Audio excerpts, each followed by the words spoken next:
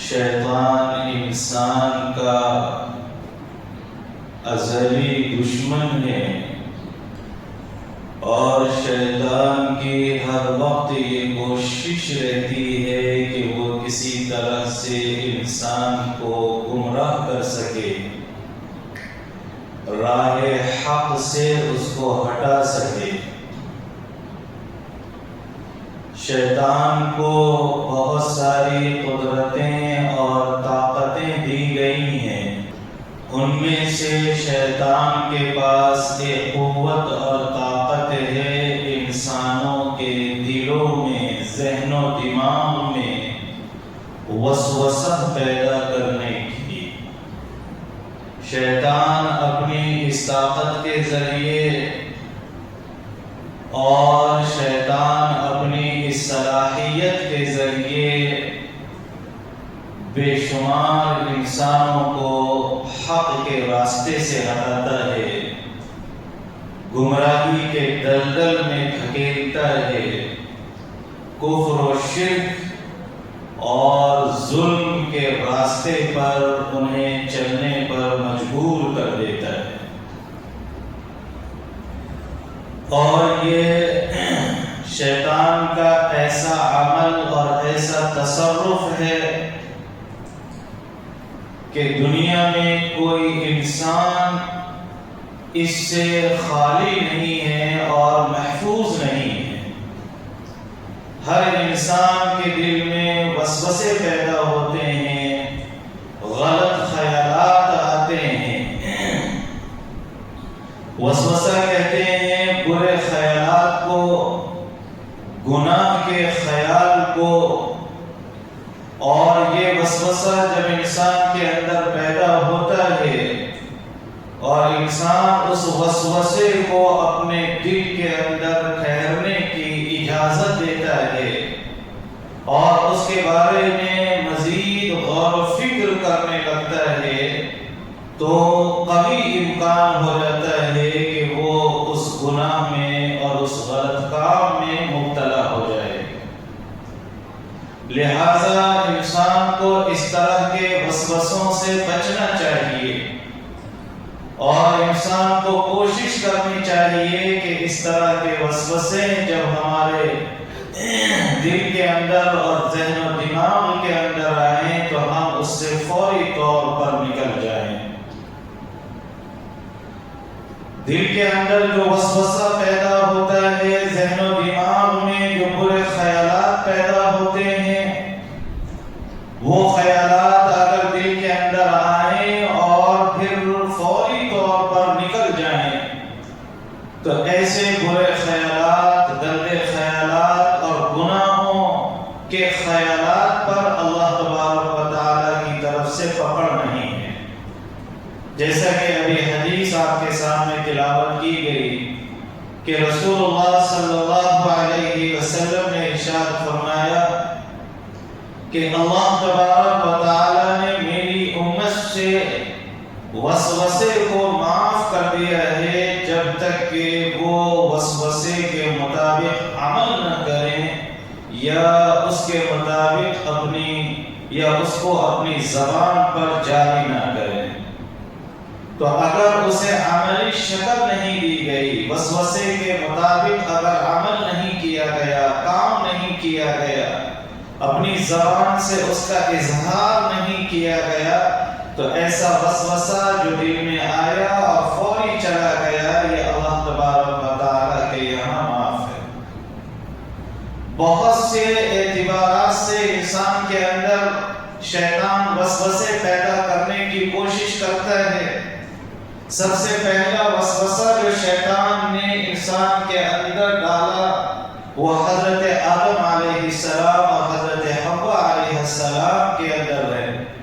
جیسا کہ قرآن کریم میں کئی جگہ اس واقعے کو اللہ تبارک و تعالیٰ نے بیان فرمایا کہ جب حضرت آدم علیہ السلام کی وجہ سے شیطان کو اللہ تبارک و تعالیٰ نے راندہ درگاہ کر دیا، جب اسے اللہ نے اپنے دربار سے دھتکار دیا اور نکال دیا، تبھی اس نے قسم کھائی تھی کہ میں انسانوں کو گمراہ کروں گا۔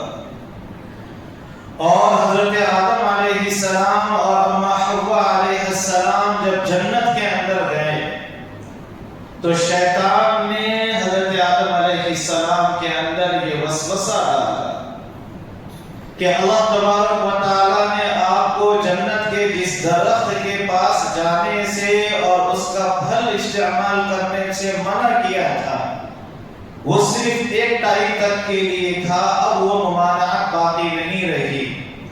اب جنت میں آئے ہوئے آپ کو لمبا عرصہ ہو گیا ہے، اب آپ جسمانی طور پر اور آپ صحت کے اعتبار سے اس لائق ہو گئے ہیں کہ آپ اس پھل کو استعمال کر سکتے ہیں۔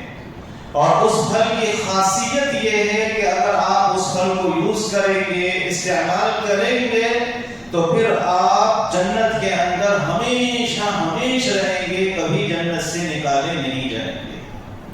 دیکھیے بالکل الٹا وسوسہ شیطان نے حضرت آدم علیہ السلام کے اندر ڈالا۔ یہی وسوسہ شیطان اب جو ہے مسلمانوں کے دلوں میں اور انسانوں کے اندر ڈالتا ہے دنیا کے اعتبار سے، اور انسان پھر شیطانی وسوسے کا شکار ہو کر یہ سمجھنے لگتا ہے کہ اب ہمیں صرف دنیا میں رہنا ہے، لہذا وہ اللہ کی فرما برداری چھوڑ دیتا ہے، وہ نمازیں چھوڑ دیتا ہے، وہ قرآن سے دور ہو جاتا ہے، وہ گناہوں کے راستے پر چلنے لگتا ہے، اور اس کی جو عملی زندگی ہے اس سے بالکل ایسا ہی واضح اور ظاہر ہوتا ہے کہ گویا اسے قبر میں نہیں جانا ہے، گویا اسے مرنا نہیں ہے، گویا اسے اللہ کے پاس حساب و کتاب کے لیے نہیں جانا ہے۔ سیم ایسا ہی وسوسہ سب سے پہلے انسان حضرت آدم علیہ السلام کے قلب و دماغ کے اندر اس نے ڈالا کہ یہ جو درخت ہے اور اس کا پھل استعمال کرنے سے اللہ نے منع کیا تھا، وہ ایک خاص ٹائم تک کے لیے تھا، اب آپ استعمال کر سکتے ہیں، اور اس کا بینیفٹ آپ کو یہ ملے گا، اور اس کی خاصیت یہ ہے کہ آپ جب اس پھل کو استعمال کریں گے تو پھر ہمیشہ آپ جنت کے اندر رہیں گے۔ اس وسوسے کے حضرت آدم علیہ السلام شکار ہو گئے، اس درخت کے پھل کو استعمال کر لیا، اس کا نتیجہ کیا ہوا، فوری حضرت آدم علیہ السلام اور حضرت حوا علیہ السلام کے جو کپڑے تھے جسم کے اوپر، وہ سارے کے سارے کپڑے اتر گئے، وہ بالکل برہنہ ہو گئے۔ اور اس غلطی اور اس گناہ کے نتیجے میں اللہ تبارک و تعالیٰ نے حضرت آدم علیہ السلام کو اور حضرت حوا علیہ السلام کو جنت سے نکال کر اس دنیا کے اندر بھیجا۔ آپ شیطان نے بالکل الٹا سمجھایا تھا کہ آپ اس درخت کے پھل کو استعمال کریں گے تو ہمیشہ جنت میں رہیں گے، حالانکہ اس درخت کے پھل کی خاصیت کیا تھی کہ جیسے ہی اس کو استعمال کریں گے فوراً جنت سے نکل جائیں گے، جنت کے اندر پھر رہنے کی اجازت نہیں رہے گی۔ یہی شیطان انسانوں کو پٹی پڑھاتا ہے، انسانوں کو بہکاتا ہے۔ قرآن میں جگہ جگہ اللہ نے بیان فرمایا، جیسے اللہ تبارک و تعالیٰ نے قرآن میں ایک جگہ یہ بیان فرمایا ہے کہ شیطان آپ کو اللہ کے راستے میں نیک کاموں میں خرچ کرنے سے روکتا ہے، اور ذہن و دماغ میں یہ بات ڈالتا ہے کہ پیسے خرچ ہو جائیں گے تو پیسے کم ہو جائیں گے، ہماری جو معاشی صورتحال ہے وہ اس کے اعتبار سے ہم کمزور ہو جائیں گے، اقتصادی اعتبار سے ہم کمزور ہو جائیں گے، اور ہمارے پیسے کم ہو جائیں گے، ہمارا مال اور ہماری دولت کم ہو جائے گی۔ جبکہ اللہ تبارک و تعالیٰ یہ کہتے ہیں کہ آپ اللہ کے راستے میں خرچ کرو گے تو ہم آپ کے مال کو بڑھائیں گے، ہم آپ کے مال میں اضافہ کریں گے، اللہ کا یہ وعدہ ہے۔ اور شیطان اس کے بالکل برعکس انسانوں کے دلوں میں وسوسے ڈالتا ہے، اور ایک بڑی تعداد ایسے ہی لوگوں کی ہے کہ جو شیطان کے وسوسوں کے شکار ہے، اللہ کے وعدوں پر ان کا اتنا توکل اور اتنا بھروسہ نہیں ہے، اس لیے وہ اس کے مطابق عمل نہیں کرتے۔ تو سب سے پہلا وسوسہ شیطان نے حضرت آدم علیہ السلام کے دل کے اندر ڈالا، اور اس وسوسے کی وجہ سے ہی انسان کو جنت سے نکالا گیا اور اس دنیا کے اندر بھیجا گیا، اور اس کے بعد بھی شیطان کا سب سے بڑا حملہ یہ ہوتا ہے کہ ایسے وسوسے ہمارے قلب و دماغ کے اندر ڈالے کہ ہمیں ہمارے عقیدے کو خراب کر دے۔ ایک حدیث میں آتا ہے کہ صحابہ نے نبی پاک صلی اللہ علیہ وسلم سے پوچھا اِنَّا نَجِدُ فِي أَنفُسِنَا مَا يَتَعَاظَمُ أَحَدُنَا أَن يَتَكَلَّمَ بِهِ، کہ یا رسول اللہ ہم اپنے اندر ایسے وسوسے محسوس کرتے ہیں کہ ان کو زبان پر لانا بھی بہت بھاری اور بہت برا ہم سمجھتے ہیں۔ ایک حدیث میں آتا ہے کہ نبی پاک صلی اللہ علیہ وسلم فرماتے ہیں کہ شیطان تمہارے پاس آتا ہے اور تم سے کہتا ہے کہ زمین اللہ نے پیدا کی، آسمان کو اللہ نے پیدا کیا، فلاں چیز کو اللہ نے پیدا کیا، فلاں چیز کو اللہ نے پیدا کیا۔ پھر اس طرح سے آگے بڑھتے بڑھتے وہ تمہارے دل کے اندر یہ وسوسہ پیدا کرتا ہے کہ پھر اللہ کو کس نے پیدا کیا؟ فمن خلق الخالق فمن خلق اللہ، اللہ کو کس نے پیدا کیا؟ اس طرح کے وسوسے آتے ہیں، اور یہ ایسا وسوسہ ہے کہ اگر انسان اس وسوسے کو اپنے قلب و دماغ کے اندر ٹھہرنے کی اجازت دے دے تو اس کا ایمان ختم ہو سکتا ہے، وہ ایمان کے اور اسلام کے اور دین کے دائرے سے نکل سکتا ہے، وہ کفر اور شرک کے اندر مبتلا ہو سکتا ہے۔ تو شیطان کا سب سے بڑا حملہ یہ ہوتا ہے کہ ہمارے عقیدے کو خراب کر دے۔ عقیدہ خراب نہیں کر سکتا تو دوسرے نمبر پر اس کی کوشش یہ ہوتی ہے کہ وہ ہمارے اعمال کو خراب کر دے، فرائض سے ہمیں غافل کر دے۔ اگر اس کے اندر بھی وہ کامیاب نہیں ہو سکا تو پھر وہ یہ کوشش کرتا ہے کہ فرائض کے بعد جو واجبات ہیں ان سے ہمیں غافل کر دے۔ اس میں بھی اگر وہ کامیاب نہیں ہو سکا تو وہ کوشش کرتا ہے کہ سنتوں سے ہمیں غافل کر دے۔ اس میں بھی کامیاب نہیں ہو سکا تو پھر وہ یہ دیکھتا ہے کہ جو افضل اور مفضول اعمال ہیں، جو اچھے اور کم اچھے اعمال ہیں، تو اچھے اعمال سے ہمیں دور کر دے، افضل اعمال سے ہمیں دور کر دے۔ بہت سی دفعہ ہمیں خیال آتا ہے، فجر میں ہم سوتے رہتے ہیں، شیطان خیال ڈالتا ہے کہ ذرا ٹھنڈا موسم ہے، مت کیا کہتے مسجد کو مت جاؤ، تھوڑی دیر کے بعد اٹھیں گے، گھر میں نماز پڑھ لیں گے۔ اٹھتے ہیں تو گھڑی میں 8 بجتے ہوتے ہیں، گئی نماز۔ یہ شیطان ہمیں ہمارے دل کے اندر قلب و دماغ میں یہ باتیں ڈالتا ہے۔ مسجد کو آ بھی گئے تو شیطان کیا بولتا ہے؟ اندر مت جاؤ۔ اندر گئے تو پھر جمعے کے بعد نکلنے میں دیر ہوگی، گیٹ پہ ہی ٹھہر کے ایسا خطبہ سنو۔ بہت سارے نوجوان وہیں کھڑے رہتے ہیں، جگہ ہے اندر، اندر آ سکتے، اندر آنے کی جگہ نہیں ہے تو اوپر جا سکتے، لیکن شیطان بولتا ہے پھر نکلنے میں دیری ہوگی آپ کو۔ کہاں سے نکلنے میں؟ بھئی آپ کہاں آئے ہوئے ہیں؟ آپ اللہ کے گھر میں آئے ہوئے ہیں۔ جب تک اللہ کے گھر میں ہیں آپ اللہ کی ذمہ داری میں ہیں، آپ اللہ کی ذمہ داری میں نہیں رہنا چاہتے، آپ اللہ کے مہمان بن کر نہیں رہنا چاہتے، شیطان کے مہمان نہیں بننا چاہتے۔ کیا جو یہ شیطان ہمارے دلوں کے اندر وسوسے ڈالتا ہے کہ وہیں ٹھہر جاؤ، جیسا نماز پڑھی ہوگی پچھلی صف میں ٹھہر کے نماز جلدی 2 رکعت پڑھ کے پھر وہیں سے نکل جائیں گے۔ آئے بھی دیر میں، گئے بھی جلدی۔ اللہ کے گھر میں کم سے کم ٹائم لگانا یہ پکے مومن ہونے کی علامت ہے۔ اللہ کے گھر میں زیادہ ٹائم نہیں لگنا چاہیے۔ ریسپانسبلٹیز اتنی ہیں، ذمہ داریاں اتنی ہیں، یہ ذمہ داری نہیں ہوتی کیا؟ بھئی جمعے کی نماز میں سویرے آنا، اذان ہوتے ہی آ جانا، یہ ذمہ داری نہیں ہوتی کیا؟ اللہ نے قرآن کریم میں اس کے بارے میں ہمیں حکم دیا ہے۔ عشاء کی نماز پڑھ لی، مغرب کی نماز پڑھ لی، شیطان بولتا سنتیں کیا پڑھنا، چلو جو ہے بعد میں پڑھ لیں گے۔ نماز پڑھنے آ گئے تب بھی مسجد سے نکال کر لے گیا، سنتیں نہیں پڑھنے دی ہمیں، وتر نہیں پڑھنے دی اس نے ہمیں۔ تو شیطان کی پوری کوشش ہوتی ہے کہ کسی نہ کسی طرح سے اس بندے کو اعمال سے دور کیا جائے، اس کا یا تو عقیدہ خراب کر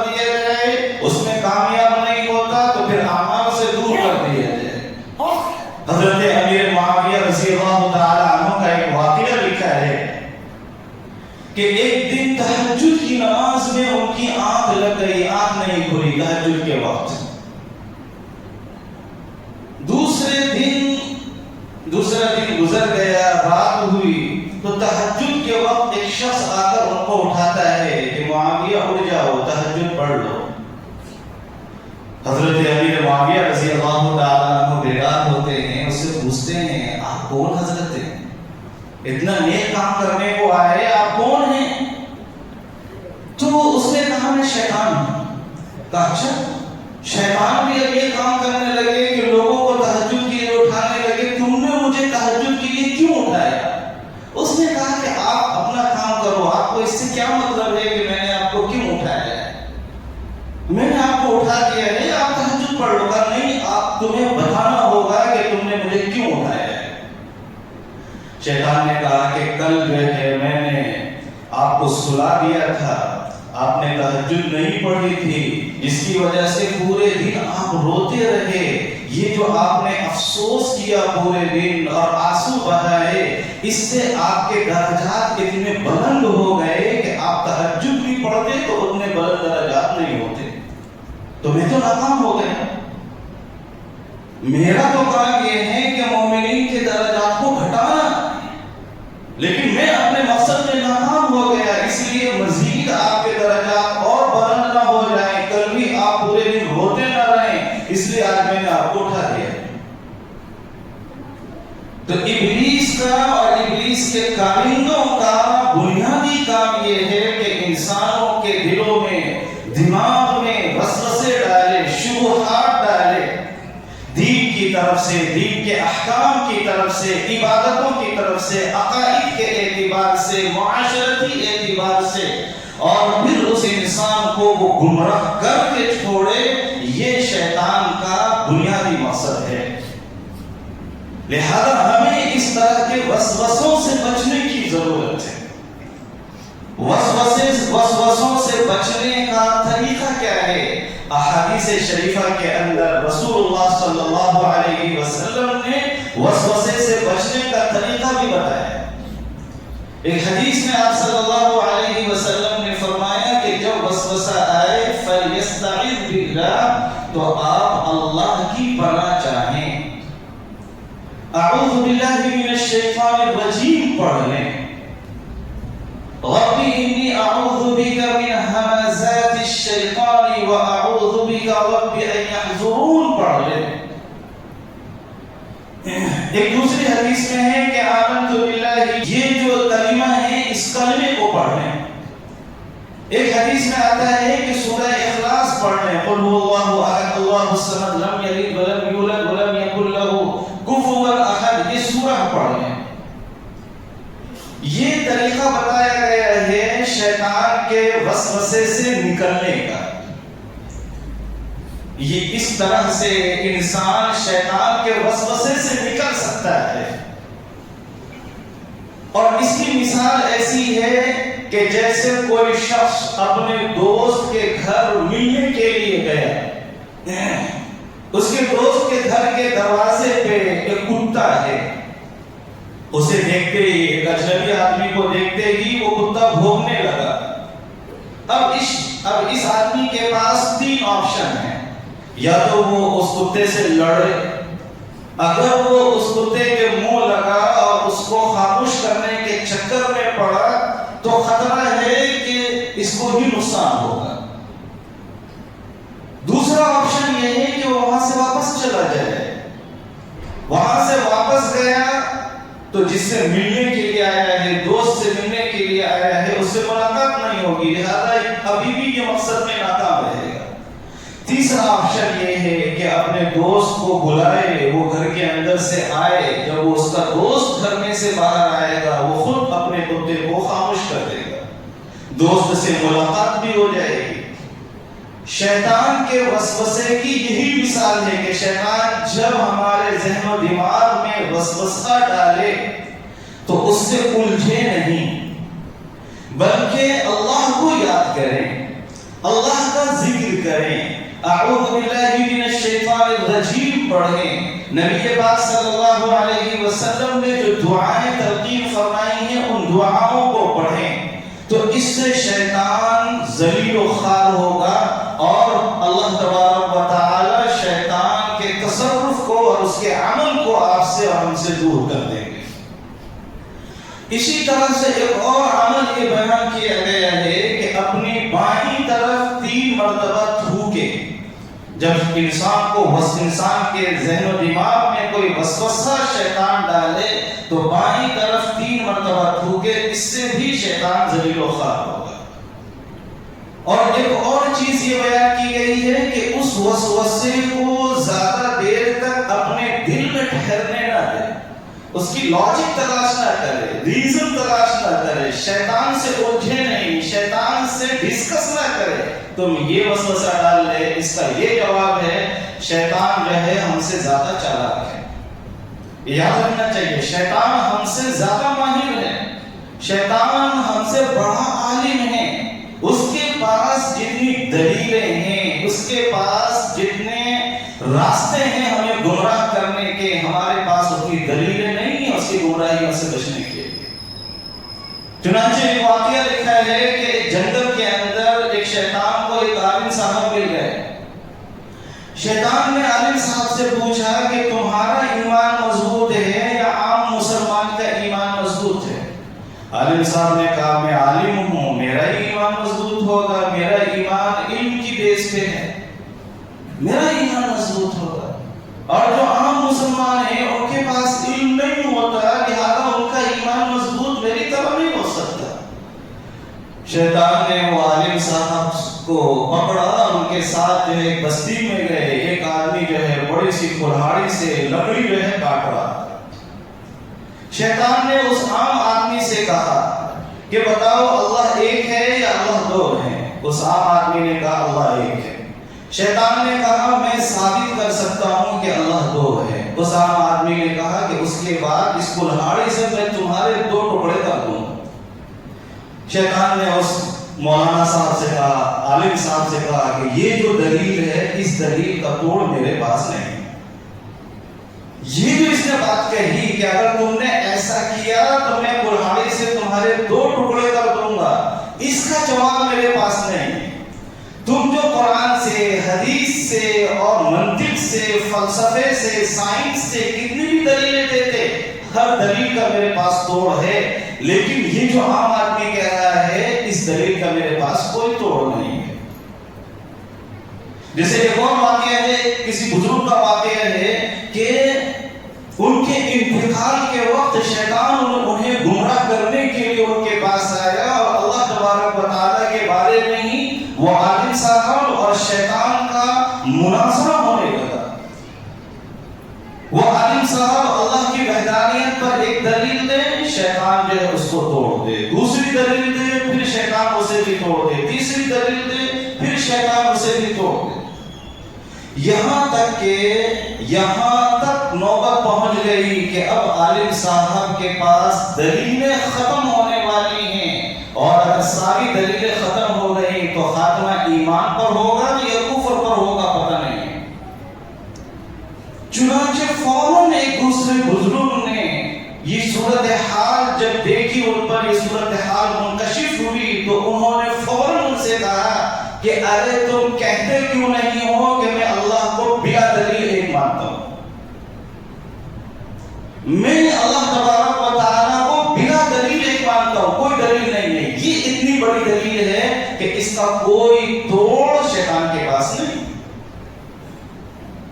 شیطان ہماری نماز کے اندر آتا ہے, ہماری نماز میں جو ہے وسوسے ڈالتا ہے. 3 رکعت ہوئی, 2 رکعت ہوئی, 1 رکعت ہوئی, اس کے بعد پھر جو ہے نا ایسا محسوس ہوا کہ نماز خراب ہو گئی, دوبارہ نیت باندھی, پھر نماز شروع کی, پھر شیطان آتا ہے, پھر وسوسے ڈالتا ہے. ایسے موقع پر حدیث کے اندر ہدایت یہ ہے کہ آپ نماز پہ کانسنٹریٹ کرو, اس شیطان کے وسوسے پر توجہ مت دو.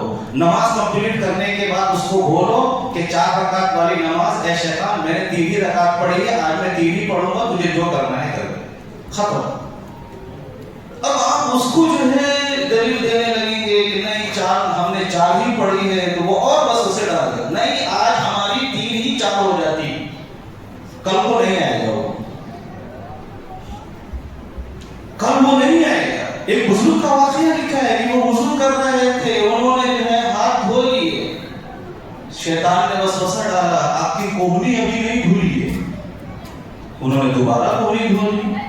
پھر شیطان نے وسوسہ ڈالا کہ آپ کی کوہنی ابھی نہیں دھلی ہے. انہوں نے کہا کہ آج کوہنی دھوئے بغیر ہی نماز پڑھیں گے. تو شیطان جب وسوسہ ڈالے تو حدیث میں آتا ہے وَلْيَنْتَهِ، آپ اس وسوسے کو وہی چھوڑو، اس سے باہر نکلو.